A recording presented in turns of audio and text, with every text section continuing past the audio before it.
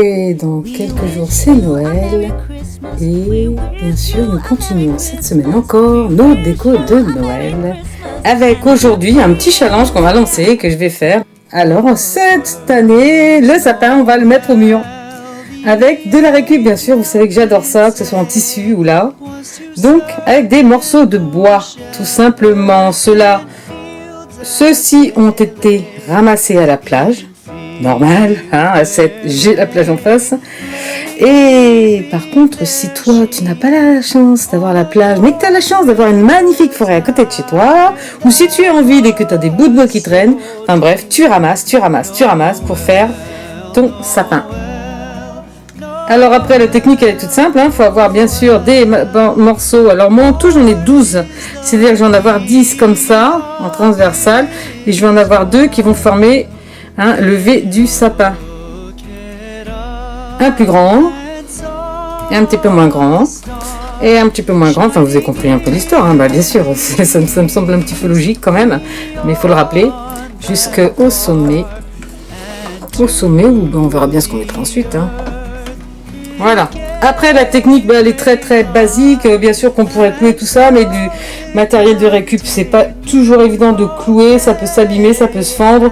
Moi, je vais prendre simplement de la bobine de fil de fer avec la pince coupante. C'est vraiment le seul matériel dont on aura besoin. Si ce n'est en plus, je vais mettre de la petite ficelle pour cacher après mon fil de fer, pour que ça soit vraiment très joli et très rustique. Il ne restera plus qu'à accrocher nos petits décos de Noël. Pour celui-ci, vous verrez la surprise ensuite à la finalité. Alors, comment fait-on? C'est tout simple, mes petits loups. Une fois que tu prends ton fil de fer, alors tu le débobines pas, tu le gardes. On passe toujours sur le premier là parce que c'est ce qui va tenir la chose, n'est-ce pas?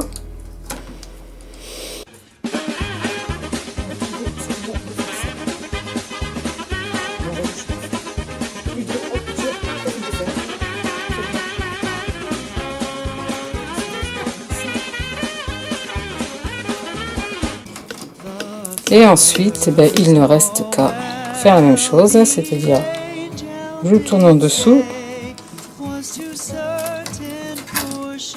et j'en passe au-dessus. Vous voyez, rien de très très méga compliqué. Regardez, ça tient super bien ensuite. Voilà. Donc je fais un tour ici, je passe là, je fais un tour là, je repasse ici et ensuite je les attache ensemble, tout simplement. Je vais peut-être me passer par-dessus celle-ci pour encore solidariser. Je vais couper mon petit morceau.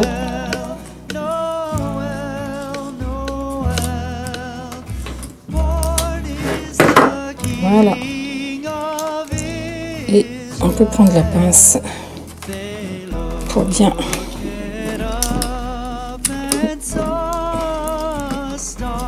Voilà. Voilà, regardez. Ça tient très très bien. Avec la petite ficelle que je vais rajouter tout à l'heure pour décorer, ça solidifiera la chose de façon permanente. Et il ne reste plus qu'à faire cela, bien sûr, sur mes 10 morceaux de chaque côté, soit 20 fois la même chose pour avoir mon sapin. Pour le haut, on fera simplement une attache pareille avec le fil de fer. Selon l'endroit où on veut l'attacher, bien sûr, ou l'accrocher, il suffit de démonter un cadre, d'enlever un cadre de son clou et puis de mettre notre sapin dessus. Et après, on mettra la déco, bien sûr. Mais là, c'est pour après parce qu'il y a quand même du travail. Je compte une bonne heure quand même pour faire tout cela et je vous montre ensuite le résultat. Peut-être direct au mur. Allez, c'est reparti. Et voici le résultat. N'est-il pas du plus bel effet? Moi, rien que comme ça, je le trouve déjà super sympa. Il lui manque bien sûr quelques décorations. Bon, il ne faudra pas trop charger. Je vais voir un peu. J'ai l'idée de faire pour ce sapin du vintage. Donc, une thématique, je trouve ça toujours super sympa. C'est pas des choses que je vais faire parce que j'ai ces boules vintage que j'ai trouvées. Avec des petites choses. Nadine, Annivé.